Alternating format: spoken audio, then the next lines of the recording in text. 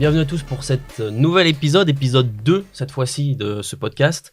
Sur cet épisode, on a eu la chance exceptionnelle d'avoir David Bettoni, qui est le célèbre assistant de Zidane, mais qui est aussi entraîneur de foot au niveau professionnel, qui a pu nous parler un peu de son parcours, de son rapport avec Action Type. Et d'ailleurs, on va commencer par ça. Avant de démarrer l'épisode, c'est possible pour vous de vous abonner. Ça nous donne du soutien, ça nous donne de la force, c'est gratuit à 100%. Et nous, ça nous permet de savoir si c'est une bonne chose de continuer ou pas. Bref, on va démarrer cet épisode 2 sur Action Type et le sport par David Bettoni. C'est parti. Bienvenue à David Bettoni sur ce podcast. L'idée, c'est bien sûr de lui poser des questions par rapport à sa relation avec l'approche Action Type, pour laquelle il s'est formé en tant que praticien. Et en praticien, on va dire en devenir, en développement, puisqu'il il commence à avoir des idées sur son utilisation dans son quotidien. Alors, pour présenter David, tout simplement, c'est quelqu'un avec qui déjà j'ai lié d'amitié depuis quelques années, parce que il nous a été présenté par une personne commune. Il est venu se former chez nous en Suisse. Et ensuite, on a eu l'occasion d'échanger à plusieurs reprises, entre autres lorsqu'il m'a demandé en décembre 2021 de descendre à Madrid pour faire vivre le profilage à Zidane. Il voulait absolument lui faire vivre ce qu'il avait vécu, un peu le côté un peu aussi magique du profilage et les contrastes qu'on peut vivre. David Bettoni a été l'assistant de Zidane sur plusieurs domaines, dans plusieurs régions aussi, mais principalement à Madrid, où il a conduit la partie footballistique pendant que Zidane manageait les grosses têtes, où ils ont réussi donc à enchaîner trois Champions League. Alors bien sûr, on le voit comme un assistant, mais en fait, c'est d'abord une personnalité, David. C'est quelqu'un qui est passionné de son sport et passionné du foot, et qui sait parler de sa passion. Et donc, c'est aussi pour ça qu'on l'a convié aujourd'hui à se joindre à cette table et à ce podcast, parce que c'est un passionné. Et les échanges qu'on a eus pour on va dire, ou jusqu'à aujourd'hui, ont été toujours aussi très, très riches. Donc, peut-être si tu veux complémenter en fait un petit peu ton parcours pour les gens qui nous écoutent, ce serait super. Et ce que je voudrais rajouter, c'est que avant j'ai fait une carrière professionnelle de 12 ans en foot, donc en Ligue 1, Ligue 2, et puis même à l'étranger, un peu en Italie, en troisième division. Et puis, la deuxième chose qui me caractérise, c'est que j'ai basculé dans l'entraînement des jeunes footballeurs de 13 à 18, 19 ans. J'avais vraiment cette vocation-là. Et donc, voilà, c'était. Et après, il parlait de la suite. Et quand j'ai cette approche, quand on me l'a présentée, je m'en suis un peu voulu au début par rapport à tous les jeunes que j'ai entraînés, en fait, quand je leur disais fais comme ça, fais comme si, tout ça. Bon, on en parlera plus tard. Mais donc, sur le coup, c'était vraiment un coup de poing dans la figure, on va dire. J'ai eu la chance que Bertrand m'a pris un peu sous son aile parce que je pouvais l'appeler, j'avais le numéro, il m'enlevait un peu des doutes. Donc, c'était bien parce qu'au départ, je pensais que je savais beaucoup de choses et en fait, on se rend compte qu'on n'arrête jamais d'apprendre et qu'il faut se remettre en question. Après, voilà, c'est comme toute nouvelle approche, nouvelle chose qu'on apprend. Il faut, moi, par personnalité, je prends, je laisse parce que j'aime bien aussi faire parler un peu mon intuition, mon ressenti. Et puis, voilà, j'ai essayé de mettre en pratique ça, mais ça a été un petit peu difficile parce que j'ai eu une traversée du désert avec mon métier où je n'avais pas d'équipe, je n'avais pas de job, donc c'était difficile aussi de le mettre en pratique avec une équipe. Et donc, je me pose encore des questions. Je pense que je vais un petit peu plus loin dans le détail sur des choses qui me semblent importantes pour moi en tant qu'entraîneur, pour pouvoir transmettre à mes joueurs. Et comme je disais tout à l'heure, en fait, quand on rentre là-dedans, enfin, moi, personnellement, je bascule entre beaucoup d'enthousiasme, un peu de frustration de temps en temps, parce que j'aimerais comprendre plus vite, aller plus vite. Mais c'est vraiment un parcours très enrichissant. D'ailleurs, je suis souvent avec mon livre, hein. Je ne vais pas lui faire de pub, mais je suis souvent avec la Bible. Voilà, je prends des notes. voilà, là, avec un petit peu d'expérience, j'essaye de mettre en place des appareils d'exercice d'entraînement. Alors, j'espère ne pas faire trop de dégâts. Non, j'en ferai pas, mais disons, on est toujours là à tâtonner. Donc, c'est vraiment une belle. Enfin, moi, c'est une aventure. Voilà.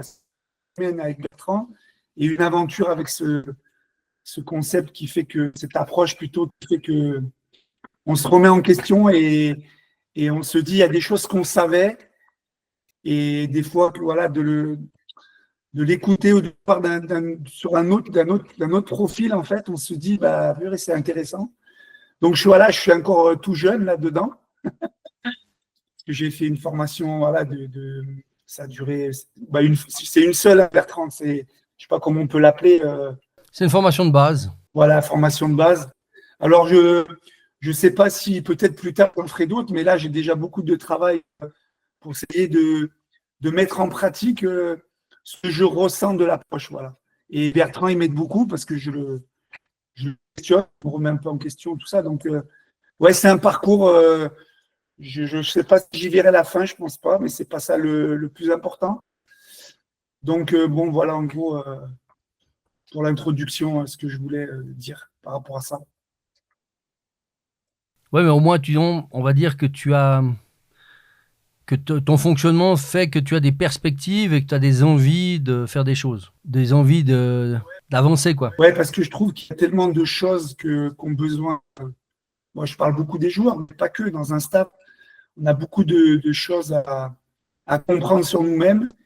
Et comme en plus, on est les moteurs d'une équipe, on est l'énergie d'une équipe de joueurs, il faut pas trop qu'on se trompe parce que le joueur de football professionnel, c'est un peu, dans la préparation, que ce soit physique, technique, tactique, mentale, je fais un peu le rapprochement avec une Formule 1, les réglages qui font les grands prix. Et donc, faut pas faire trop de. Quand je dis le mot dégâts, je vais un peu loin, mais il faut pas faire n'importe quoi. Souvent, les joueurs de foot sont très sensibles. Donc, voilà, moi, je me dis qu'il y a des choses à faire. J'en parlais il y a quelques jours avec Bertrand en disant faut passer par le staff, je pense. Il faut passer par le préparateur physique, notamment, qui est beaucoup au contact des joueurs. Comme on parle beaucoup de mouvement, voilà, voilà, le mouvement. Et parce que sinon, pour les joueurs, c'est souvent un petit peu difficile. Il faut y aller habilement, il faut qu'il soit ouvert, il faut qu'il soit disponible. Et donc, ce n'est pas toujours le cas parce qu'ils font plein de choses, il y a beaucoup de pression.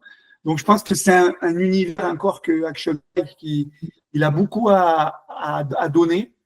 Maintenant, il faut qu'il y ait des entraîneurs, des gens dans les clubs qui soient beaucoup plus ouverts. J'en parlais à Bertrand l'autre jour, le problème du football, c'est qu'on veut tout de suite, parce qu'il y a des résultats, il y a des moyens, il y a des économiques. Et souvent, voilà, on se dit, on veut tout de suite. Mais moi, pour l'avoir un peu vécu, le tout de suite, chacun son rythme, quoi, en fait. Et c'est ça un peu le problème. C'est un petit peu ces freins et ces résistances que des fois je vois dans le football. Donc, on ne baisse pas les bras, on continue, on avance. Il y a une place, en tout cas, il y a vraiment une grande place. Alors, moi, je parle du foot, hein, mais c'est tous les sports. Hein. Et puis l'entreprise aussi, et puis voilà, tout, en fait. Moi, je parle de mon domaine de compétences, mon domaine. Il y a plein de choses à faire. Moi, là, j'ai beaucoup travaillé cet été, là, parce que souvent, quand on a une activité, on a la tête, elle part de partout avec son équipe, avec voilà. Et voilà, j'ai travaillé sur des choses, entraînement à mettre en place. Donc, j'espère avoir rapidement un autre poste de travail pour le mettre en place. Avant, mon cobaye, c'est souvent mes enfants. Hein, Bertrand les a déjà un peu coachés aussi, parce qu'ils étaient 16, 17, 18 ans. Maintenant, ils sont dans un autre. Donc là, j'attends d'avoir une équipe parce que j'ai des choses que voilà, je ressens beaucoup plus et que je veux mettre en place pour toujours dans la même idée accompagner les personnes, que ce soit de mon staff et les joueurs, et puis surtout les joueurs à les aider à utiliser leurs forces et ce qu'on a besoin de nous à performer. Je te rejoins sur le fait d'embarquer le staff avec toi, puisque pour faire un parallèle avec l'entreprise, bien souvent, on a un commanditaire qui est en général le DRH ou le directeur général qui entend parler d'Action Types, qui nous sollicite. Et finalement, en général, quand on rentre dans l'entreprise, c'est plutôt auprès de la ligne managériale, donc ce que tu appelles le staff en fait dans une équipe de foot.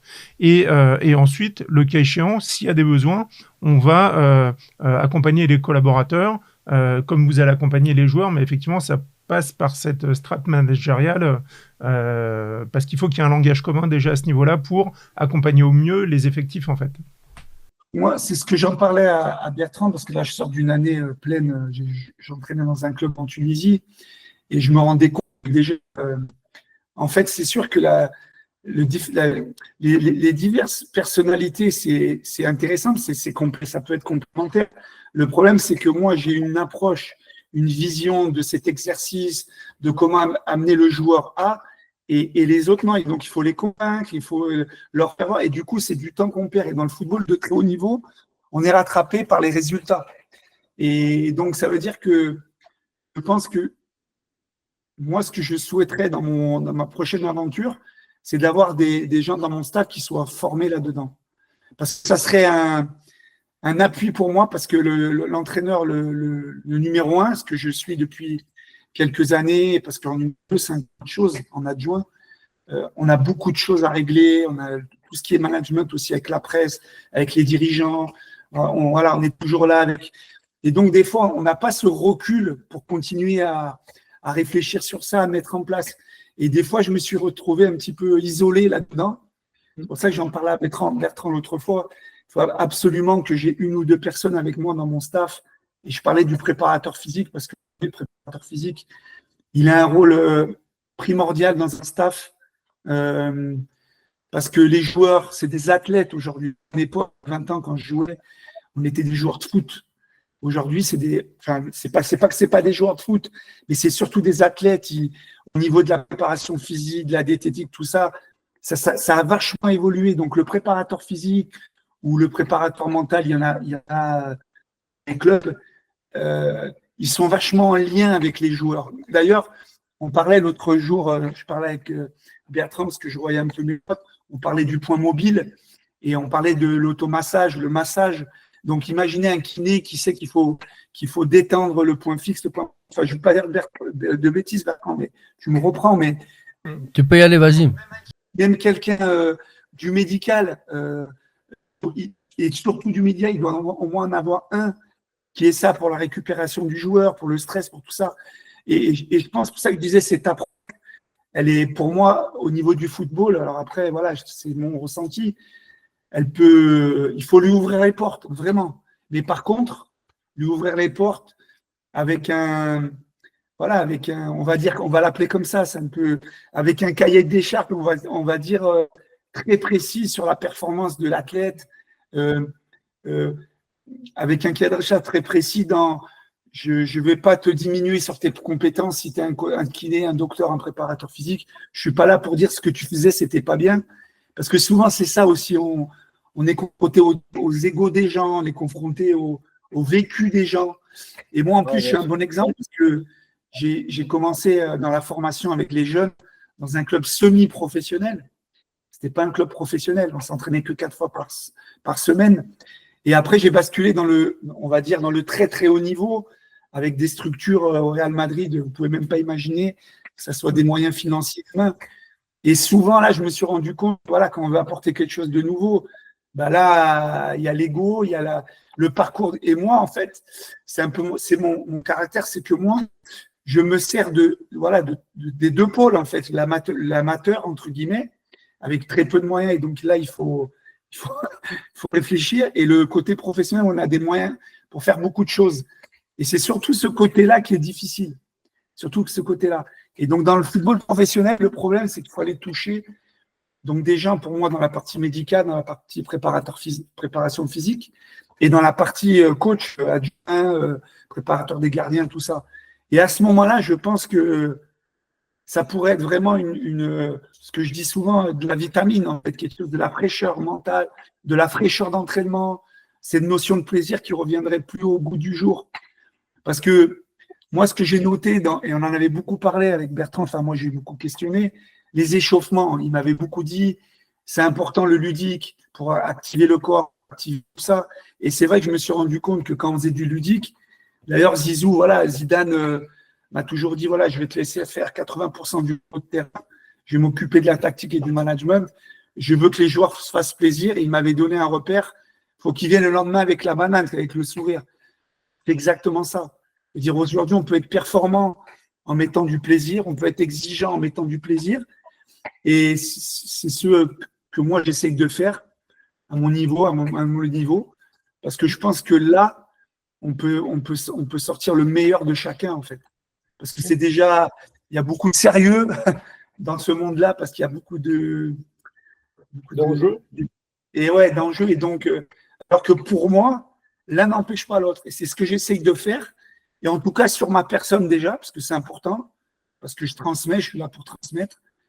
Donc voilà.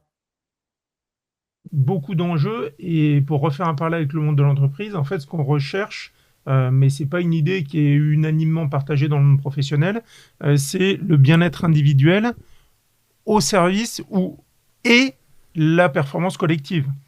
Et c'est l'épanouissement des joueurs qui permet la performance de chaque joueur, qui permet la performance collective. Et tu parlais tout à l'heure de ludique. Moi, j'ai en tête Roger Federer. S'il a eu la longévité qu'il a eue au cours de sa carrière professionnelle, c'est parce que son entraîneur a su varier les plaisirs à l'infini en matière d'entraînement, d'échauffement, de préparation physique. Et c'est valable également pour Djokovic. Oui, de toute façon, nous, on l'avait expérimenté à l'époque parce qu'on était arrivé en courte saison. Ils avaient fait 6 mois, enfin, pas à la hauteur d'une équipe comme le Real. Et quand on est arrivé, la première des choses que le coach nous a dit, il faut que leur redonner du plaisir.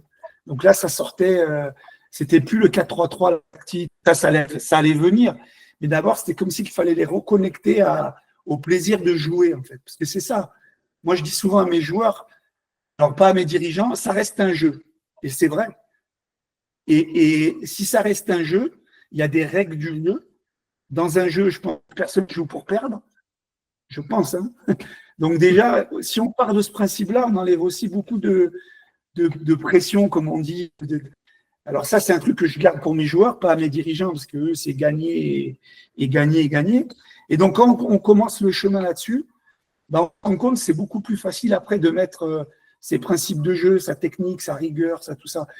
Et moi, cette année, j'ai eu une très bonne expérience parce que j'étais dans un club très populaire en Afrique, où deux matchs sans victoire. En fait, c'était un OM tunisien. Et donc, moi, en fait, je les ai surpris. J'ai fait un contre-pied total et je suis parti sur du ludique au départ. Et on me disait, tu vois, tout est observé, fais attention, il faut gagner matchs amicaux. Et moi, je leur disais, nous, on est là pour gagner tous les matchs. Il n'y a pas amical, tout ça. Et je faisais des choses à l'entraînement ludique et je les amenais au fur et à mesure.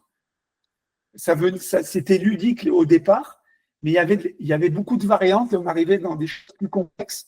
Et c'était beaucoup plus facile pour les connecter en fait à l'intensité que j'avais besoin, au rythme que j'avais besoin, à l'attention que j'avais besoin. Et donc voilà, il y avait tout un processus, même en salle de muscu avec le préparateur physique, on essayait de mettre des choses avec des trampolines, des balles, des choses pour que, voilà, au niveau de la proprioception, tout ça, ils aient un ballon. Moi, j'avais toujours un ballon avec moi dans mon vestiaire, sous le bras, parce que je voulais leur faire voir que ça se joue avec un ballon et qu'il ne faut pas avoir peur du ballon, par exemple. Souvent, on dit, n'aie pas peur de demander le ballon. Mais moi, je partais du principe en disant, si tu leur dis ça, eh ben, il y en a qui tu leur mets le mot peur. Donc, moi, j'avais toujours un ballon, une balle avec moi pour leur dire, voilà, c'est cette relation-là qu'on doit avoir, où elle doit être fluide. Voilà. Et il y avait plein de choses comme ça. Moi, le travail physique, je le faisais en forêt, à la plage. J'allais dans des terrains de 5-5 avec des barrières pour travailler. Voilà. Et les gens, ils me disaient, ouais, mais on joue sur des terrains synthétiques, il faut s'entraîner sur des terrains synthétiques. Ben, pour moi, c'était des croyances. En fait, j'ai essayé de leur faire prendre. Ouais, surtout pas. Beaucoup de choses, c'est des croyances, en fait. Et à travers le plaisir, le jeu, et on a fait une saison assez performante en résultats et en qualité. Et c'était ma première saison avec un peu, parce que c'était la première fois que j'étais numéro 1 toute une saison. Et je me suis rendu compte que là, l'un peut aller avec l'autre. On peut être performant, vouloir gagner et avoir une approche d'accompagnement, d'écoute. Et l'un n'empêche pas l'autre. Moi, je l'ai vu. Et c'est quand même de la première division dans un club professionnel. C'est un environnement très difficile. La Tunisie, c'est un environnement très difficile. On était beaucoup chahutés par les supporters pour tout et n'importe quoi. Non, mais donc j'ai réussi à faire comprendre aux gens de mon staff que voilà, le plaisir, l'accompagnement, il faut que ça soit le socle de notre travail et pas voilà, rentrer comme des bourrins des fois. Je m'excuse du terme, hein, mais c'est vrai. Parce qu'en fait, il y en a qui ont peut-être le coffre, le mental ou le caractère ou le tempérament pour, mais comme tu disais tout à l'heure, une équipe, une somme d'individus et ils sont tous différents. Donc voilà. Ouais, super. Peut-être que tu peux nous dire finalement aussi dans ton évolution, qu'est-ce que tu penses être prioritaire maintenant dans le football moderne, dans le football qui commence en fait à évoluer dans des dimensions un peu différentes, on va dire. Les staffs sont gros, de plus en plus gros. Comme tu disais, les athlètes sont de plus en plus athlètes. Il y a de la préparation de tous les côtés, que ce soit mental, physique ou autre. Toi, en fait, ce serait quoi ton idéal ou de l'évolution actuelle dans ce que tu aimerais faire? Mais c'est en zéro, et ça fait depuis longtemps que j'étais là-dessus, l'individualisation du travail. Aujourd'hui, il faut essayer d'individualiser le travail au maximum. C'est pour ça qu'il y a des staffs conséquents, mais je trouve qu'il y a des postes dans des staffs où il y a beaucoup trop de personnes, entre guillemets, on pourrait en avoir moins là et plus là-bas. En gros, pour schématiser, il faudrait rééquilibrer un peu. Ouais. Il faudrait plus d'entraîneurs de foot. Pourquoi il y a 4 ou 5 préparateurs physiques et un entraîneur adjoint? C'est pas assez pour 25 joueurs. Le football, c'est un jeu de ballon, comme le basket, comme le volley, c'est un jeu de balle. Enfin, ça veut dire que le tennis, c'est encore différent. C'est un jeu de balle, mais c'est un sport individuel. Donc moi, j'ai toujours dit, et je me suis battu longtemps avec le coach pour avoir un adjoint avec moi. Moi, j'étais tout seul au Real. Tout seul. Et je m'en suis rendu compte à un moment donné, il me manquait de l'air, des deux airs. Il manquait, j'arrivais plus. C'était trop pour moi. Et cette année que j'avais un adjoint et ce que j'appelais l'assistant adjoint, c'est important, l'assistant adjoint. Pourquoi? Parce que 2 adjoints déjà, il y a l'ego. C'est qui est le numéro 1 après du coach? Donc l'assistant adjoint, c'est top. C'est sa position. Et du coup, lui, il pourrait. Il a une aide. Eh oui, parce que c'est ça le problème des staffs. Ils sont trop et ils veulent tout le protagoniste. C'est ça, en fait. Et quand il y a des résultats, ils veulent beaucoup de protagonisme. Et quand il n'y a pas de résultats, c'est le responsable du. Eh non. Et c'est que pour moi. Donc, la première des choses, pour en revenir à ta question, c'est l'individualisation du travail. Et la deuxième des choses, c'est comment on pourrait dire, remodeler le staff d'une équipe de foot. Le remodeler. Et vraiment, moi, j'y crois vraiment à ça. Non, ça paraît être quelque chose qui a un potentiel très fort d'avoir quelque chose de beaucoup plus efficace et de beaucoup plus précis quand même par rapport au rôle et aux complémentarités dans un staff. Parce que effectivement, il y a des déséquilibres. Moi, je le remarque aussi dans d'autres sports. Hein. Il y a des déséquilibres qui sont installés parce qu'il y a une culture. Ouais, il y a une culture qui se met en place petit à petit. Puis des gens qui cherchent à avoir des places aussi dans les staffs qui sont parfois compétents, parfois moins. Et il y a des fois du copinage qui fait que voilà, on va prendre celui-ci, passer le copain, du beau-frère, de la belle-mère, de je sais pas qui, voilà. Et on a des tas de problèmes de ce style-là où la performance où l'efficacité passe en second plan, quoi. Où la consanguinité prime sur. Ouais, où la consanguinité prime. Pour ça, en absolu, mes rêves, on a le droit de rêver dans la vie, c'est d'avoir mon club. Ouais, d'avoir ton club, ouais. Ton club, tu mettais des gens qui se vont dans la même direction que toi. Et là, du coup, ton club, si c'est le tien, tu as moins d'ambition, on va dire, de gagner un titre, de gagner de l'argent. C'est ça, en fait, l'image de ça. Et du coup, tu fais un travail de fond. Et du coup, le travail de fond, tu sors des individus plus sur d'eux, comme eux, ils doivent transmettre, il faut qu'ils soient… ce que je disais tout à l'heure, moi, aujourd'hui, avec cette approche, je me pose beaucoup plus de questions. J'espère que je ne fais pas de dégâts des fois. Enfin, dégâts, c'est un grand mot. Hein. Des fois, je ne me trompe pas, alors qu'avant, j'étais tellement convaincu de plein de choses que je rentrais, je fonçais. Aujourd'hui, j'ai beaucoup plus eu un recul sur des choses. Par exemple, là, j'étais en train de revoir, d'ailleurs, c'était des coups de fil que Bertrand allait recevoir bientôt. Euh, euh, par exemple, on parle beaucoup de, vous avez dû entendre là, les préparateurs mentaux dans les équipes ou les coachs mentaux, tout ça. Ben, moi, par exemple, la formation que j'ai faite, on parlait des motivations profondes, tout ça. Et ben, quand Bertrand il m'a fait mon profil moteur et il m'a dit des choses, et je ne le connaissais pas en fait. Enfin, ouais, je ne le connaissais pas. Non, on se connaissait pas. On a fait 2 heures ou 2 heures et demie, je sais plus ensemble. C'est pas 3 heures, mais. On ne se connaissait pas. Enfin, pour moi, on ne se connaissait pas. Et là, du coup, ben, ça m'a bluffé. Donc, du coup, je me suis dit, mais il faut calquer ça dans un club. Ça va faire gagner du temps. Parce que moi, en fait, quand je viens dans un club, il faut que je connaisse mes joueurs rapidement. Mais après, c'est ma sensibilité, c'est comment je les observe, tout ça. Mais entre guillemets, très humblement, je ne suis pas formé pour faire ça. Je ne suis pas formé, vraiment. Alors, j'ai ma sensibilité, mon expérience d'ancien footballeur et de plus de 20 ans d'entraînement. Oui, tu as ta expérience, tu as vécu plein de choses, tu vois des choses. Mais fondamentalement, si on veut faire du travail de qualité, il faut que quelqu'un vienne faire ça. Et c'est son job. Et en plus, il y a un truc qui est très, très important, moi je l'ai vu, c'est que l'entraîneur aujourd'hui doit être accompagné. C'est très dur d'être entraîneur de foot aujourd'hui à haut niveau.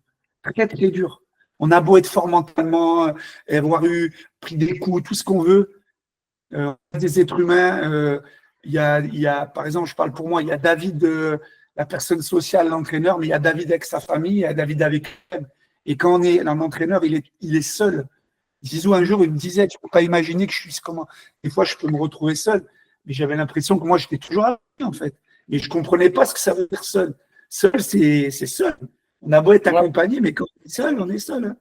Et je pense que l'accompagnement de l'entraîneur, voilà, moi, c'est le troisième élément que je mettrais dans un staff, sans discussion possible. Ça serait préparateur physique, préparateur, un coach avec nous, dans le médical, et surtout le quatrième, pardon, c'est un mec qui accompagne le staff et le coach. Coach de coach, ouais. Mais vraiment, moi, j'y crois. Alors, attention, il faudrait poser de la question à d'autres coachs, peut-être à d'autres niveaux et d'autres sports.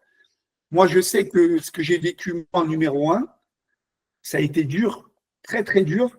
Et à des moments donnés, je me sentais… il me manquait des outils, quoi. Alors, je l'ai fait comme je fais tout le temps, au feeling, à la confiance, au truc. Allez, on y va, c'est du foot, tout ça. Mais j'ai puisé beaucoup d'énergie. Et les saisons sont longues. Et je pense que les saisons sont longues. J'ai joué que 35 matchs, mais il y a des quand au Real, c'était 50, 60 matchs. Et je pense qu'aujourd'hui, si demain, j'ai pas de plan de carrière, parce que voilà, c'est ma manière de faire, mais si je devais être dans un club où je dois jouer 40, 50 matchs, je pense qu'il me manquera quelque chose pour aller au bout de la saison. Parce que émotionnellement, moi, je brûle beaucoup, en fait. Je suis beaucoup dans… Ouais, parce que t'es à fond. Pardon ? Je dis simplement parce que tu es à fond et que tu sais pas faire de la demi-mesure. Soit tu as David Bettoni 100%, soit tu n'as pas David Bettoni, mais tu n'as pas un monsieur 50%. Voilà, donc exactement. Donc moi, j'ai besoin de me sentir à 100%. Donc j'ai tous mes outils que j'ai appris aussi avec Bertrand. J'ai mes choses à moi que voilà, j'aime bien. J'ai mes choses que je fais moi aussi pour me régénérer un peu. Mais comme je suis quelqu'un qui aime les gens, d'être avec les gens, je sens aussi les gens. Donc, quand ils ne sont pas bien dans mon staff, quand ils sont trop nerveux, moi, je sens tout ça. Donc, il faut que je réactive. Enfin, je pense qu'un accompagnement, pour moi, il est nécessaire pour performer. Parce que après, je dois transmettre à mes joueurs et ceux qui doivent performer. Voilà un peu, en fait, les choses depuis 4 ans que je suis dans cette réflexion, que je sens ce qu'il faudrait faire, ce que j'aimerais pouvoir mettre en place dans mon club, dans une équipe. Ouais, écoute, peut-être si tu as un dernier point à amener, c'est peut-être de parler plus personnellement pour toi. En gros, ce que la rencontre t'a amené, la rencontre avec l'approche, plus perso, toi, en termes de regard sur toi-même et regard sur ta vie, sur ton évolution en tant qu'être humain. C'est une grosse question, hein, mais peut-être que tu as des choses à partager dans ce domaine-là. Ça a changé. Déjà, ça a changé parce que j'ai compris comme on est tous différents, on est tous différents, on peut avoir le même coaching avec tout le monde et pas tout le monde peut être comme toi. Je parlais tout à l'heure de l'exemple, je suis compétiteur, je suis très compétiteur et j'arrivais pas à comprendre pourquoi des fois des joueurs, je les voyais mous, entre guillemets, mais ils ont leur propre motivation. Donc déjà, ça m'a permis de prendre du recul en étant beaucoup plus tolérant, beaucoup plus patient. Donc pour moi, je dirais pas que c'est une victoire, mais c'était vraiment un combat pour moi-même parce que même si on me disait, je suis tellement impulsif que des fois, ce que je veux faire passer, ça passe pas aussi bien que je voudrais. Donc pour moi, ça a été une découverte pour déjà apprendre à me connaître beaucoup mieux et surtout comment je peux transmettre avec beaucoup plus de tolérance, beaucoup plus d'écoute. Et ça, pour moi, ça a vraiment été quelque chose de très, très important, vraiment, dans ma vie personnelle, sociale et professionnelle. Et du coup, ça a certainement modifié l'impact de ton discours sur les joueurs qui constituaient ton équipe. Oui, forcément, parce que du coup, comme on a tous des motivations différentes, alors j'avais bien compris que ça ne m'empêche pas d'être punchy dans une discussion, mais aussi il faut pouvoir amener tout le monde avec soi. Ça, voilà, c'est des choses que pour moi, j'étais un peu brut, on va dire, on va l'appeler comme ça. Et donc, ça aide beaucoup aujourd'hui, très honnêtement, le football de haut niveau, c'est 80% de management et 20% du reste, vraiment. C'est-à-dire tactique, technique, tout ça. Alors, il y a des matchs où on va mettre plus de tactique, ok, mais le management, faire passer ton idée, les faire entrer dans une séance d'entraînement, les préparer un match, savoir que même le joueur, quand il vient à l'entraînement, il a une famille, il ne sait pas ce qui s'est passé. Moi, je n'avais pas ce recul-là avant. Bon, il venait jouer au foot. Et tout ça, maintenant, c'est vraiment des questions. Donc, dans ma préparation, dans mes premières secondes de discussion avec eux, que ce soit avec mon staff ou avec le staff médical, parce que je fais aussi je tiens compte de tout ça, de l'individu, en fait. Et avant, non. Avant, c'était vachement au feeling, vachement comme je sentais. Même si je suis quelqu'un d'assez empathique, ça a beaucoup m'aider.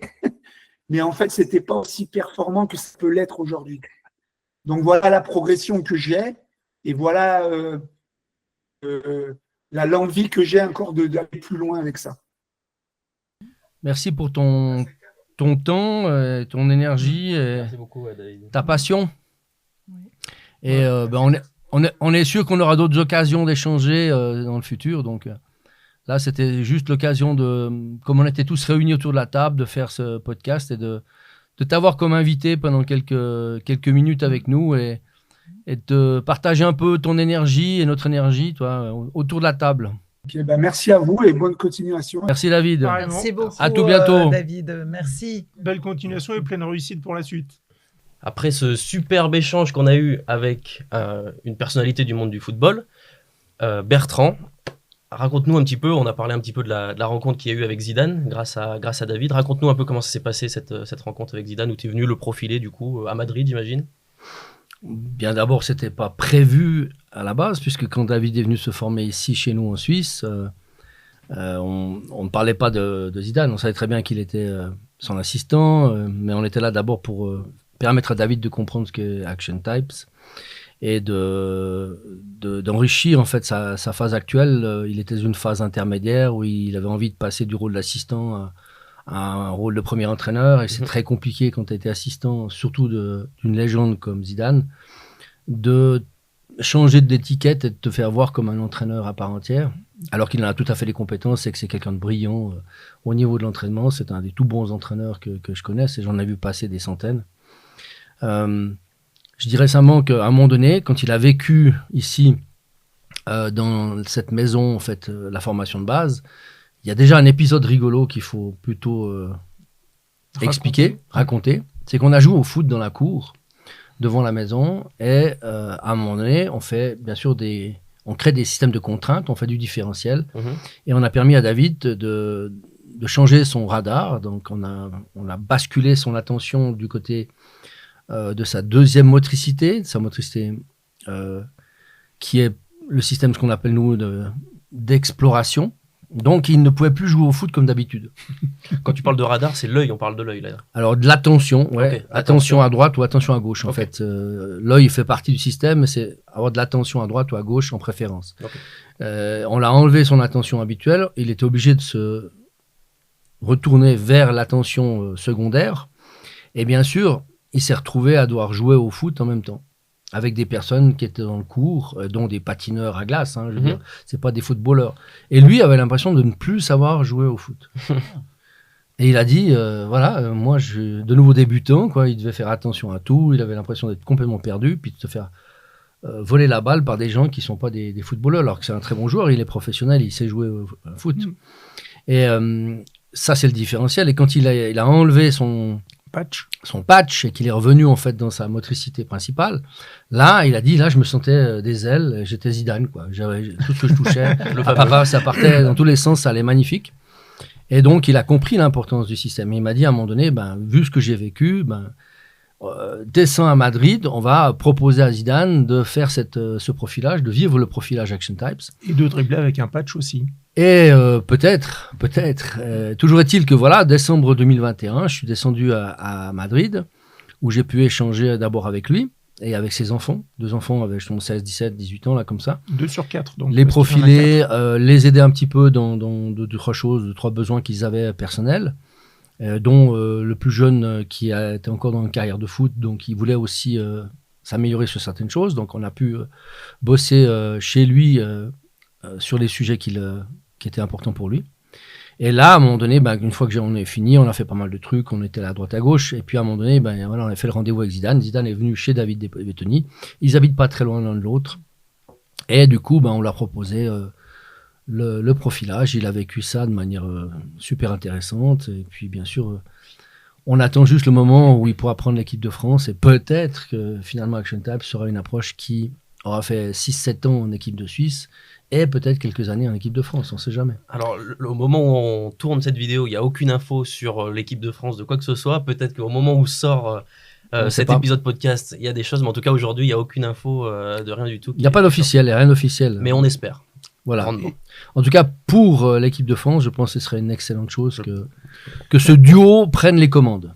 Et ça nous permettrait à nouveau de battre les Suisses. Voilà, potentiellement. Voilà. Enfin. Et justement, c'est une superbe transition. Donc, tu as travaillé avec l'équipe de foot suisse. Tu as notamment été, pas dans le staff, mais tu as coaché le staff à ce moment-là quand ils ont battu la France au tir au but. Raconte-nous un peu cette période où tu as, du coup, été un acteur majeur Alors, acteur majeur, c'est une grosse expression. Non, j'ai fait partie d'une aventure qui est l'arrivée de Vladimir Petkovic à la tête de l'équipe de Suisse. Il s'est implémenté dans le système en tant qu'entraîneur professionnel, bien sûr. Et à un moment donné, j'avais la chance d'avoir formé un de ses assistants à Action Types. Et l'idée, c'était de permettre à Petkovic de bénéficier en fait des services de l'approche par rapport aux problèmes qu'il vivait actuellement dans l'équipe. Il avait des petits soucis de compréhension de certains joueurs, de communication, et c'était important en fait de lui permettre d'accéder aux différents joueurs qui étaient là. Et la mission principale, c'était ça, c'était d'abord d'offrir au staff, bien sûr dans sa globalité, mais aussi à l'entraîneur Petkovic, des moyens d'aller chercher certains joueurs et de pas avoir des interprétations. Une grille de lecture. Voilà. Transparente, neutre. Et éviter ces fameuses interprétations, jugements qu'on pourrait avoir hâtifs, préjugés, parce que tel joueur se comporte de telle manière ou dit telle et telle chose, et puis on le prend personnellement sur soi. C'est quelqu'un qui était plutôt à prendre des choses très personnellement, donc il fallait aussi qu'il arrive à mettre un peu de distance par rapport à tout ça. Donc c'était ça la première chose, c'était d'offrir en fait un profilage à tout le monde et à lui les outils pour comprendre chacun des protagonistes.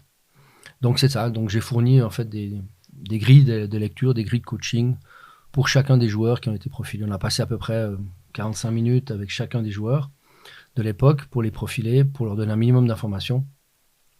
Et ensuite, c'était plutôt orienté staff, à dire permettre au staff de vivre l'expérience, de comprendre ce qui avait été fait avec les joueurs et d'avoir les informations des joueurs à disposition. L'objectif, c'était d'abord le staff. Ensuite, il y a eu des besoins qui ont émergé du système par rapport à certains joueurs et certaines situations.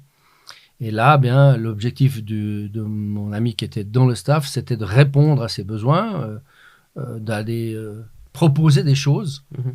Et c'est ce qu'on a fait, proposer quelque chose à quelques personnes qui étaient prêtes à avancer avec ça. Parce que l'important quand on vient dans un staff, et David Bettoni nous l'a encore rappelé, c'est pas de venir avec nos gros sabots et de marcher sur tout le monde et d'imposer des choses, mais c'est de proposer des choses pour qu'ils en disposent. Donc, de ne pas être prescriptif, mais de voir du terrain, des besoins de l'équipe et de la dynamique d'équipe, qu'est-ce qui ressort de tout ça. Ouais, et à partir de là, de voir s'il y a des besoins avérés ou pas. D'inviter, de mettre à disposition, Exact. et chacun pioche au moment où c'est opportun pour lui. Et ça, c'est important que chacun se sente libre de faire ou de ne pas faire. Qu'il n'y ait pas de quelque chose qui soit imposé. Donc, tout à l'heure, David nous parlait du fait dans le futur, il aimerait bien avoir des entraîneurs d'entraîneurs, des coachs de coachs, on va dire. C'est un petit peu ce que tu avais fait du coup avec l'équipe de Suisse, où tu as non seulement profilé les joueurs, mais aussi aidé les coachs à gérer certaines situations à titre personnel. Alors, ouais, c'est un peu l'objectif, effectivement, de répondre à chaque individu. Tout le monde n'a pas forcément besoin d'exposer quelque chose. C'était ceux qui étaient bien sûr prêts à le faire. Et alors là, on était, nous, disposés bien sûr à aider. Là, on voit un petit peu les gens qui ont l'ouverture d'aller chercher autre chose ou ceux qui ont un peu peur d'avancer dans cette direction-là. Hein. Qui attendent de voir comment ça se passe pour les autres. Hein. Ça, c'est très fréquent dans un staff, c'est comme ça. Mais qu'une fois qu'ils sont convaincus, eux, sont d'excellents ambassadeurs. Voilà, c'est ce qui s'est passé. C'était toujours cette stratégie qui a été utilisée, c'est de dire, OK, si ça réussit pour tel ou pour tel, automatiquement, ça va jaser, ça va parler, et puis on aura des gens qui vont revenir. Et ça n'a pas manqué, c'est comme ça que ça s'est passé. Mais on ne doit pas vraiment forcer les gens. Ça, c'est important de comprendre. Pas imposer les choses. Non, ça ne marchera pas parce que c'est de la violence pour moi. Et ça ne marchera pas dans une équipe qui doit justement être dans la fluidité, dans un fonctionnement qui soit justement écologique par rapport au groupe. Ok. Est-ce qu'il y a eu, pour rester dans le foot, est-ce qu'il y a eu d'autres équipes avec lesquelles tu as travaillé ? Alors peut-être pas, il y a certaines qui doivent peut-être rester confidentielles avec lesquelles tu travailles en ce moment, je ne sais pas.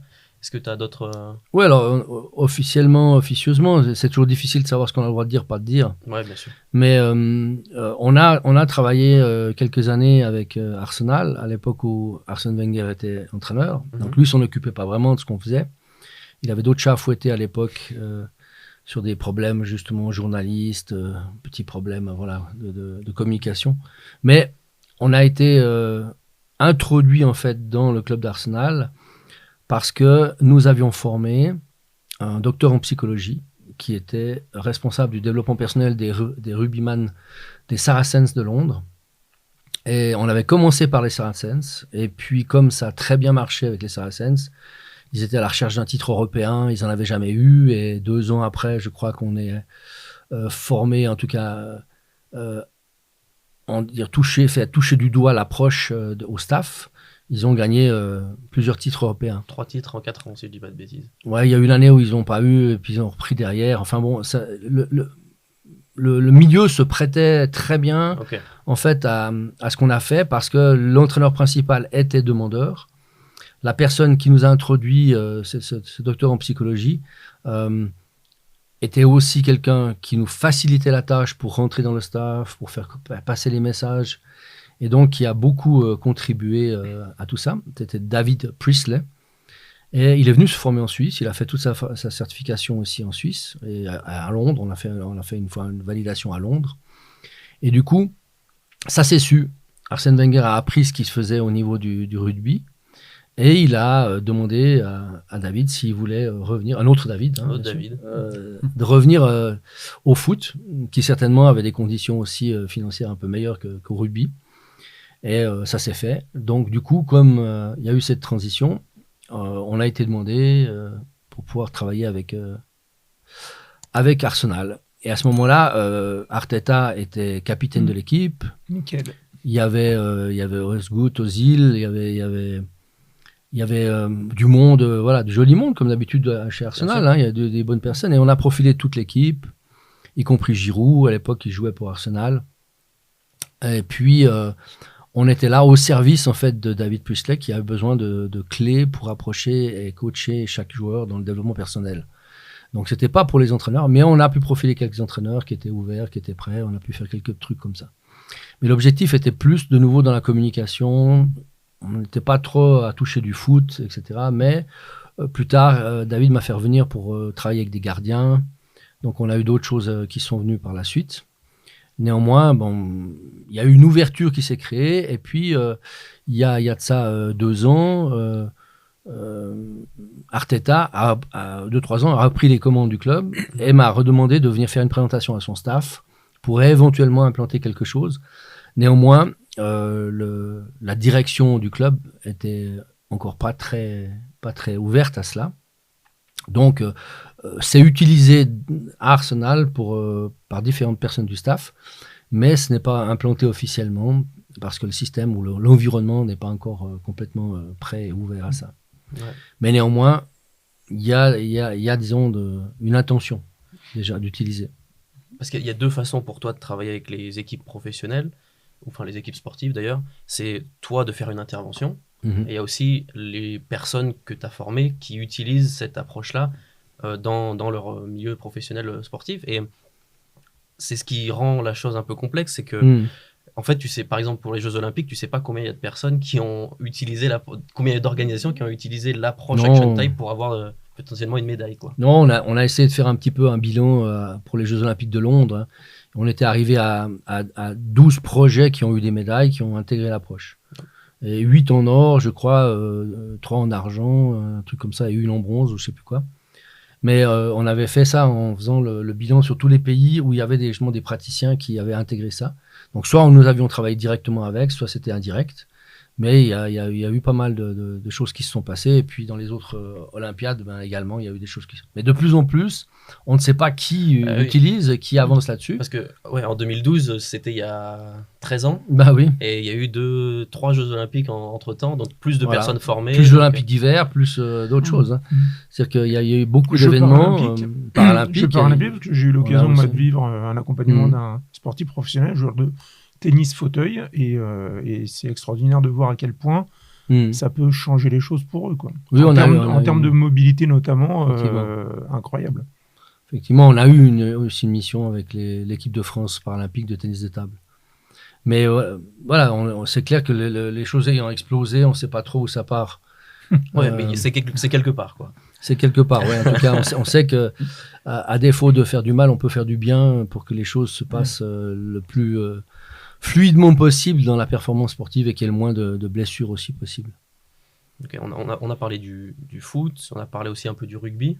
On sait que c'est aussi dans quelques clubs dans le top 14 aujourd'hui, certaines personnes sont formées et font partie des staffs. Est-ce qu'il y a d'autres sports ? Est-ce qu'il y a au foot peut-être au foot, il n'y a pas Toulouse qui a quelque chose aussi Oui, le TFC a été... tous les entraîneurs de l'académie du TFC ont été formés, y compris la psychologue responsable, qui est une ancienne joueuse de l'équipe de France de handball. Sensibilisés, formés, il y avait des connexions aussi avec Arsenal, parce que le président de Toulouse est quelqu'un qui venait d'Arsenal, donc on a eu des connexions ici. Il avait même contribué à l'engagement de David Priestley à Arsenal à l'époque, et donc il y a eu vent de l'histoire. Et on a un eau certifié qui était dans le staff de Toulouse, de la première équipe, et qui justement a fait en sorte qu'on puisse se parler avec le président de Toulouse sur un projet de former le staff de l'académie. Okay. Et ça, donc, on a été jusqu'à la fin, jusqu'à la certification, la validation de la certification des entraîneurs, de quelques entraîneurs de l'académie qui étaient les principaux entraîneurs. Et est-ce qu'il y a d'autres réussites dans d'autres sports que tu pourrais nous Il y en a d'autres dans le foot déjà. Il y a Adrien Urcea qui était intervenu à l'OGC Nice il y a quelques années. Oui, Adrien, alors là, Adrien est sensibilisé, il est formé à l'approche, c'est clair. Et il l'utilise un peu différemment, dans le sens où c'est pas qu'on va forcément profiler les joueurs, mais c'est qu'il sait très bien qu'il existe des gens qui ont un fonctionnement vertical, horizontal, etc., etc. Donc, il tient compte de tous ces paramètres pour essayer de permettre à son équipe d'être la plus performante possible. Donc, effectivement, bon, il avait pu reprendre l'OGC Nice derrière Vieira, qui avait été congédié. Et il fallait sauver l'équipe, et bon, voilà, on lui a offert le flambeau.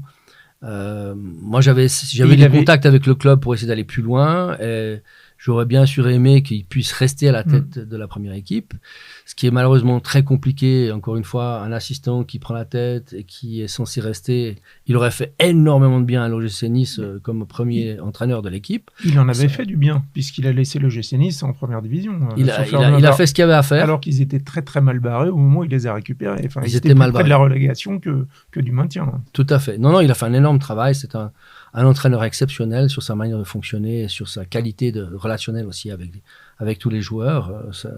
Il a vraiment un fond très solide là-dessus. Et de mon côté, on a essayé de pousser pour qu'il reste à la tête de l'équipe, mais c'est les actionnaires qui décident, c'est la politique qui décide. Et malheureusement, derrière, ils ont eu une affreuse la suite n'a pas été terrible. Mais une affreuse expérience qui a été vraiment un peu tragique, on va dire, pour moi. Comme disait David Bettoni, il y a de tels enjeux, et notamment financiers, et puis l'espace-temps est hyper court, quoi. Ils ont une vision à court terme plutôt qu'à moyen-long terme, à quelques exceptions près, les très grands clubs, quoi, qui ont cette stabilité qui leur permet de faire les choses avec une échelle du temps un peu différente. Oui, tout à fait. J'avais été présenté l'approche, en tout cas à Nice, aux préparateurs physiques, à différentes personnes, m'avaient fait rencontrer plein de gens. Ils étaient en train de construire le nouveau centre de formation, ils étaient en train de faire plein de projets. Et Adrian a gardé son amour pour l'approche et le fait qu'il a cherché après avoir un autre poste. Il est tombé sur Genève et Étoile Carouge, une équipe qu'il a réussi à faire monter de la 3e à la 2e division et à avoir, je crois, la 3e place de la 2e division en plus, avant de la quitter cette année pour reprendre l'équipe d'Yverdon en Suisse. Une 2e division aussi qui a des vues pour la première division, pour retrouver la première division puisqu'ils ont été relégués. Donc il y a un projet et puis je sais qu'il va continuer à avancer et que certainement Action Type va pouvoir aussi aider Yverdon à faire son boulot. Mais voilà, il y a beaucoup d'équipes effectivement qui ont fait les choses. Et actuellement, on travaille d'arrache-pied aussi avec Chicago pour essayer de faire évoluer la culture. L'équipe de soccer de Chicago. De soccer de Chicago, mais il faut évoluer la culture, évoluer la culture de l'individualisation.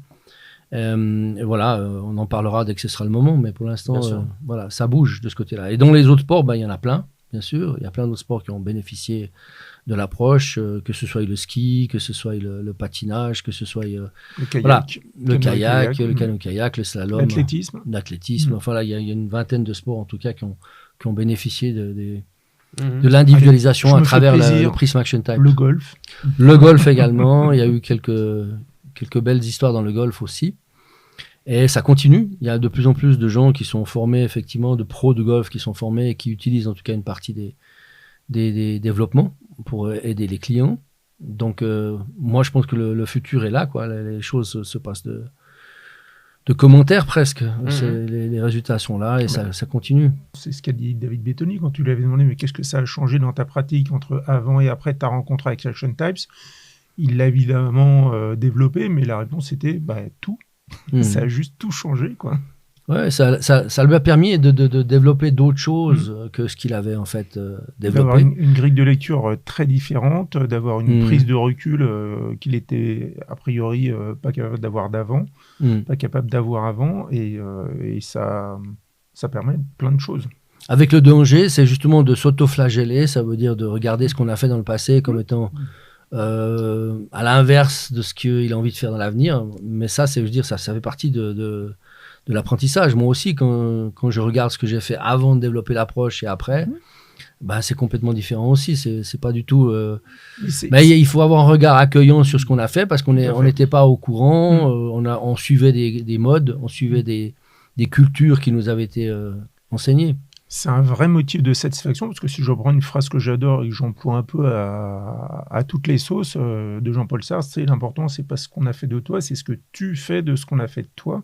Et donc, quand tu regardes dans le rétroviseur et que tu vois comment tu t'organisais avant dans ta pratique et ce que ça permettait en termes de résultats, en termes de plaisir, en termes de collaboration, si on parle d'équipe ou d'entreprise, on se rend compte que ça change quand même énormément de choses. Ça change beaucoup de choses parce que dès le moment où on prend conscience en fait de de qui on est, de ce qu'on représente et qui on est, hein, les deux choses.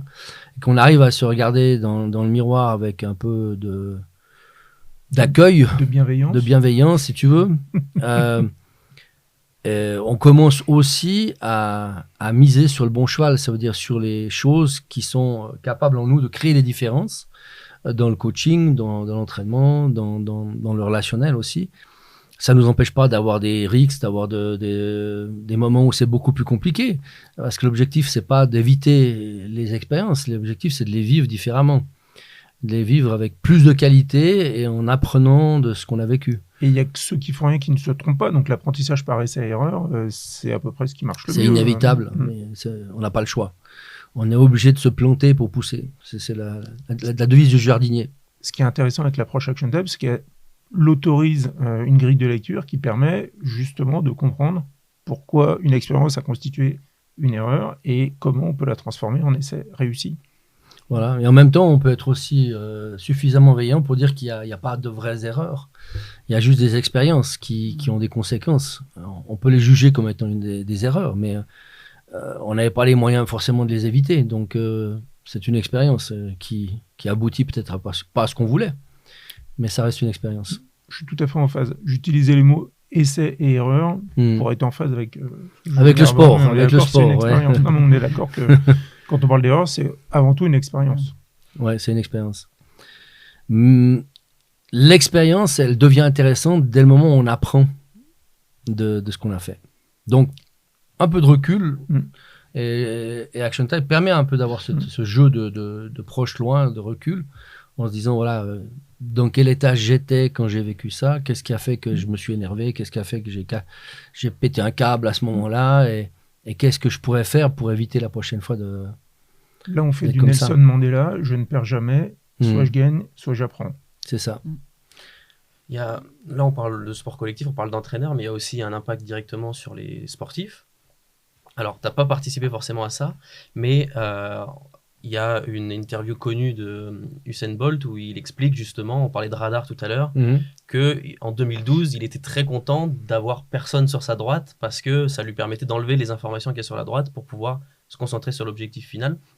Et à l'inverse, il y a eu un athlète dont on a parlé dans la formation en ligne qu'on a tournée, où lui, justement, il n'a pas été suffisamment performant à ce moment-là parce que c'était à droite qu'il avait les personnes ou c'était à gauche, lui? Lui, il avait plus de gens à sa droite et il avait aussi besoin de les avoir à gauche. Voilà. Et dans une interview, il explique qu'il ne comprenait pas ce qui s'était passé à ce moment-là. Et en fait, les études ont montré, sans connaître forcément Action Type, qu'il y avait un lien à travers ça. Est-ce que tu pourrais nous en parler rapidement de ces deux petites anecdotes?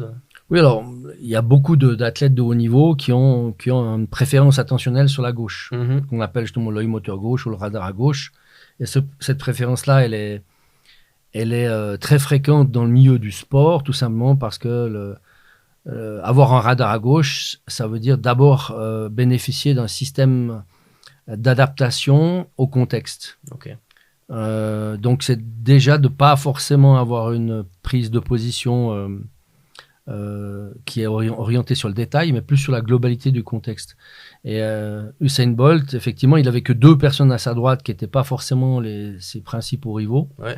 Et là, tous les principaux rivaux qui étaient sur sa gauche. Et lui, il a une préférence pour le côté gauche. Donc, il pouvait mettre son attention sur les gens qui devaient absolument contenir dans sa progression pour le titre.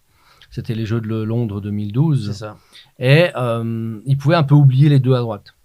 Tandis que Asafa Powell, et là, on a fait une étude dans cette formation en ligne, plus sur une course d'Osaka, au championnat du monde d'Osaka, où à l'époque, il n'avait rien gagné vraiment de prestigieux.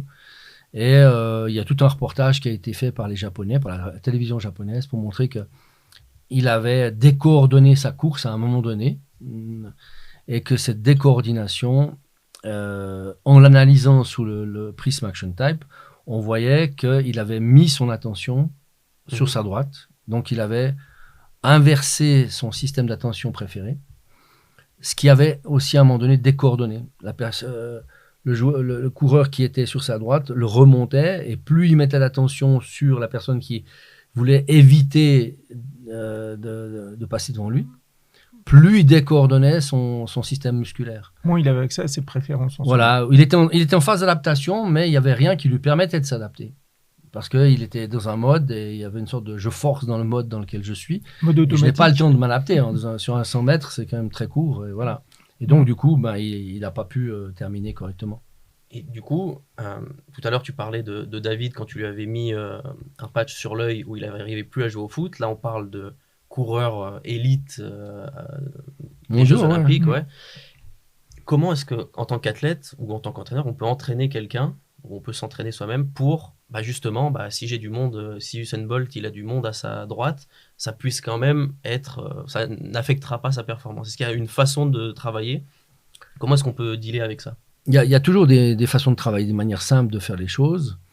La première chose, c'est bien se connaître. Ça veut dire effectivement valider en fait quel est son système attentionnel prioritaire. C'est de vivre aussi ce que ça veut dire en termes de changement de motricité quand je passe la main à mon deuxième système. Ça veut dire créer de la souplesse entre les deux systèmes, parce que les deux systèmes vont de toute façon se passer la main de manière prioritaire, en fonction du stress, des besoins, etc. Et si j'ai pu ne pas créer de problème dans ces transitions entre la première et la deuxième, je peux me permettre même de changer en cours de route.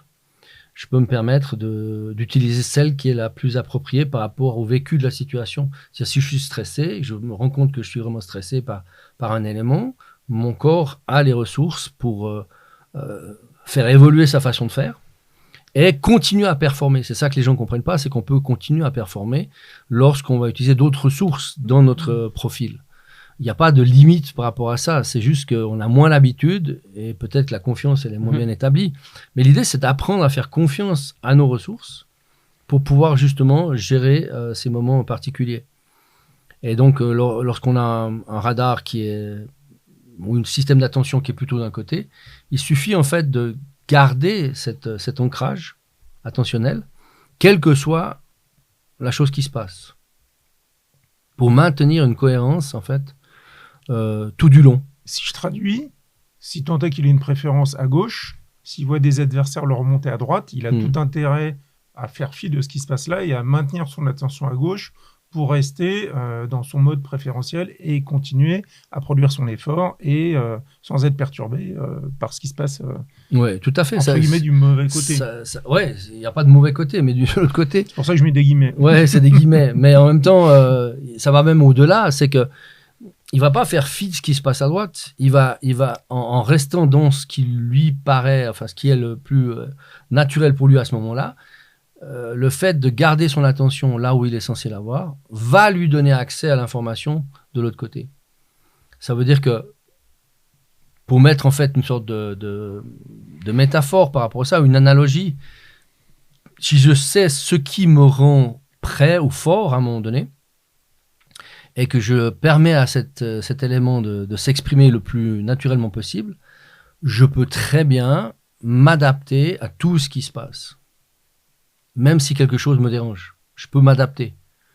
Mais c'est la confiance que j'ai créée avec cet élément. Et pour ça demande de l'expérience. Ça demande de s'entraîner, d'oser faire les choses différemment, ce que les gens ne font pas, en général. Parce que c'est pas dans la culture, si on veut, d'aller de nouveau chercher à l'intérieur les ressources pour gérer l'extérieur. C'est plutôt de s'appuyer sur des éléments externes, des combines, des trucs, et mettre un sparadrap sur la blessure plutôt que de favoriser la cicatrisation du corps. Voilà. Puisqu'on est dans le sport, et pour rebondir sur ce que tu dis, il y a une autre chose qui est, on va dire, assez unanimement acquise, c'est que quelqu'un, par exemple, qui aura une préférence pour le pied droit en foot, on va l'entraîner, on va lui demander de s'entraîner beaucoup pour que le pied gauche rattrape le niveau du pied droit. A priori, ce n'est pas forcément ce que vous préconisez ou ce que l'on préconise avec Action Types. C'est de s'appuyer sur ses forces. Alors, bien sûr, il a besoin des deux pieds. Il a besoin de savoir gérer les deux pieds. Donc, les gamins vont s'entraîner des deux pieds, vont jouer des deux pieds. Mais il y aura toujours une latéralité préférée. Même des gens qui jouent presque aussi bien à droite et à gauche, quand il y a des moments hyper importants où il faut gérer une balle qui vaut très cher, ils vont quand même choisir plutôt un pied que l'autre. Okay ? Les vrais ambidextres du pied ou de la main, pour moi, ils n'existent pas vraiment parce que même si je peux faire beaucoup de choses de deux côtés, dès le moment où il y a un stress très fort, où il y a une pression très forte, il y a quand même une latéralité qui va ressortir. Donc, on est plus ou moins ambidextre, mais il y a toujours une préférence Voilà. pour un côté ou Et l'autre. on peut apprendre. Hein. Moi-même, je m'étais mis comme challenge, je crois, quand j'étais jeune, parce que j'étudiais un petit peu tout ça, d'arrêter de me brosser les dents de la main droite, mais de le faire de la main gauche. J'ai appris à le faire de la main gauche, et maintenant, je ne fais plus que de la main gauche. Mais ça m'a permis de développer un peu ma main gauche par rapport au fait que quand même, je suis un droitier très fortement orienté à droite. Et du coup, ça m'a permis de créer en fait une fluidité entre la droite et la gauche que je n'avais peut-être pas avant. Mais voilà, par rapport au pied, si je reviens sur ta question, moi je pense que c'est important de faire évoluer les deux, sachant qu'il y aura toujours une préférence, c'est qu'il y a toujours quelque chose qui va arriver. Mais ce que les gens ne comprennent pas souvent, c'est qu'on ne peut pas avoir le même niveau à droite et à gauche. Ce sera de toute façon différent parce que la technique ne peut pas être la même à droite et à gauche.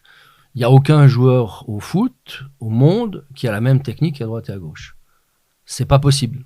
Tout simplement pas possible parce que le côté droit et le côté gauche, même s'ils se ressemblent un peu par rapport à cette espèce d'effet miroir, sont organisés différemment. On n'est pas organisé mécaniquement, on est organisé avec un système qui est non linéaire, qui est plus complexe, et on ne peut pas faire du copier-coller entre la droite et la gauche. Et donc, c'est une information importante à comprendre. Alors, si je fais un parallèle, une petite parenthèse plutôt avec les golfeurs comprendront, pour un individu donné, il va avoir soit un swing long, court, soit un swing court, long, et si on prend par exemple mon cas, je suis dans un swing où j'ai une préparation longue et un finish court. Lorsque je joue en droitier, si je devais jouer en gaucher, ce serait l'inverse. Ce serait l'inverse. D'où cette question de latéralité qui est... Absolument. Ok. Ce serait l'inverse. Et ça, c'est pas dans la culture non plus sportive, parce que droite-gauche, les gens, c'est plutôt copier-coller, quoi. Ils ont envie de faire du copier-coller. Donc, d'aller sur une solution hyper rapide, hyper simple par rapport à tout ça. Donc voilà, c'est un petit peu l'histoire de cette ce côté droite et ce côté gauche par rapport à ta question. Pourtant, au final, c'est hyper simple puisque, comme on disait dans une conversation précédente, la main gauche, c'est celle qui a le pouce à droite et la main droite, c'est celle qui a le pouce à gauche. Donc, ça ne devrait pas poser de problème. Oui, ça ne devrait jamais poser de problème. Néanmoins, si très tôt on comprend chez les jeunes, par exemple, que ce soit à la main, au volleyball, au handball ou n'importe quoi, hein, ou au pied, si très tôt on comprend qu'on peut travailler les deux côtés, jouer avec les deux côtés différemment, eh bien, dès le moment où vous faites grandir un côté, en respectant cette différence, l'autre côté va toujours en bénéficier. Donc, pour moi, il y a un transfert possible entre la droite et la gauche, alors que beaucoup d'études scientifiques ont montré des choses contraires, parce qu'ils ont voulu faire les choses différemment. Ou faire du copier-coller entre la droite et la gauche, ce qui n'est pas possible. Mais dès le moment où on a compris la différence, on peut faire grandir chaque côté à sa manière et permettre au système vivant d'être plus performant globalement. Pour en revenir à ce que disait David tout à l'heure, lui, il parlait du fait de former quasiment tout le staff, en passant notamment par les préparateurs physiques qui ont une relation un peu particulière avec les joueurs. Action Type, ça s'utilise pour les athlètes avec les préférences motrices. Donc on parlait du radar, on parlait de verticalité, horizontalité tout à l'heure. Mais il y a aussi l'aspect managérial qui est au cœur d'Action Type. Est-ce que tu peux nous parler du coup de cet aspect-là, comment est-ce qu'on peut utiliser Action Type dans le management sportif? Très simplement, donc on revient sur le bien se connaître, on revient sur le fait que si on veut faire du management, eh bien, on va d'abord s'appuyer sur ce qui est disponible, ce qui est prêt, sur les forces en présence et tous les éléments qui vont permettre à un individu lambda de s'exprimer le plus naturellement possible. Et pour ça, j'ai besoin de clés, j'ai besoin de capacité à comprendre son fonctionnement et à faire la différence entre son fonctionnement, son besoin, ses besoins et mon fonctionnement et mes besoins. Pour pas tomber dans les pièges du jugement dont on parlait aussi, le fait que voilà, quand il se comporte d'une certaine manière, j'arrive pas à comprendre son comportement ou ce qui est derrière ce comportement, ses motivations, sa manière de faire, etc. Donc le management, il va fonctionner exactement comme on va dire comme les athlètes. On est sur la nécessité d'apprendre quel est le spectre possible des choses, le spectre dans les différences possibles, et de leur donner de la valeur, aux éléments qui existent, et non pas d'en ôter de la valeur. ou de déprécier, dégrader éventuellement un fonctionnement qu'on ne comprend pas. Donc il y a une nécessité d'aborder tout ça avec, on va dire, plus de sagesse et plus de capacité d'intégrer les différences. Et pour ça, on a besoin de profiler les gens ou de comprendre, en tout cas, la dimension dans laquelle ça s'exprime. Le profilage va aider sur la rapidité, bien sûr, à condition qu'on permette aux gens de valider leur profil. Bien sûr. Et ensuite, laisser parler les différences. Du coup, peut-être Sophie, tu pourras nous en parler. Il y a un parallèle du coup qui est quand même assez fort entre l'aspect managérial sportif et ce que toi tu vas retrouver, vu que tu travailles beaucoup en entreprise, avec les managers, les patrons, etc. Est-ce que toi tu pourrais nous parler un peu des ponts qu'il pourrait y avoir sur la gestion justement des managériales des effectifs? Alors, j'ai été interpellée par ce qu'a dit David, parce que c'est vrai que moi, je suis vraiment spécialisée dans le monde de l'entreprise. Donc, le sport, je vais dire, je ne suis pas une grande sportive, je l'avoue. Sportif de la vie. Sportive de la vie, voilà, mais là... Et, par contre, j'ai vraiment été interpellée parce que, en fait, j'avais l'impression qu'il parlait du monde de l'entreprise. Ouais. Et là, je me suis dit, c'est vraiment incroyable. Quand il a commencé à parler du staff, du management, on était vraiment dans l'entreprise, hein, avec en effet le dirigeant, les managers, l'équipe. C'était exactement pareil. Donc, il y avait vraiment un pont entre les deux. Et j'ai été également interpellée, c'est quand il a parlé du dirigeant, enfin, quand il a parlé vraiment du coach. Il disait le coach qui est tout en haut et tout, parfois il est seul. En fait, l'entraîneur est seul, il se retrouve seul. Et en fait, pour moi, c'était véritablement ce que vit un dirigeant, et notamment dans les TPE, en fait, TPE, PME. Mais les TPE, où il se retrouve vraiment tout seul. Et il a besoin, souvent, d'un regard extérieur et de quelqu'un juste à côté qui va l'accompagner ou être à l'écoute. Et c'est là où effectivement Action Types en entreprise peut fonctionner avec les dirigeants notamment. Mais là, c'était exactement ça, en fait. Donc le parallèle, il est vraiment identique. Je confirme, pour vrai, dans les deux domaines, le parallèle, il est évident, en fait. Le mot qui me vient, c'est une évidence rare. Ah oui. Là, c'était vraiment... c'était ça. Et même au niveau... Il disait que véritablement, il avait envie que le staff soit formé Action Types. Et véritablement, en entreprise, on le voit, quand le dirigeant, les managers et ensuite l'équipe... là, ça grandit. Et effectivement, ça permet d'avancer et dans le bon sens, en fait. Je pense que c'est une transition parfaite entre ce qu'on a vu sur cet épisode-là sur le sport et ce qu'on va, pour faire un petit teaser sur ce qui va se passer sur le prochain épisode, on va parler de l'entreprise. Et voilà, donc il y aura d'autres épisodes sur le sport, il y aura d'autres épisodes sur d'autres thématiques. Mais là, aujourd'hui, on a fait une bonne séance avec David au tout premier. On a parlé aussi de ce qu'on a pu avoir sur le sport. Du coup, merci d'avoir écouté cet épisode podcast. C'était un honneur de pouvoir parler avec David en toute première partie. Puis ça nous a permis, nous, de rebondir sur certaines choses pendant la durée de cet épisode.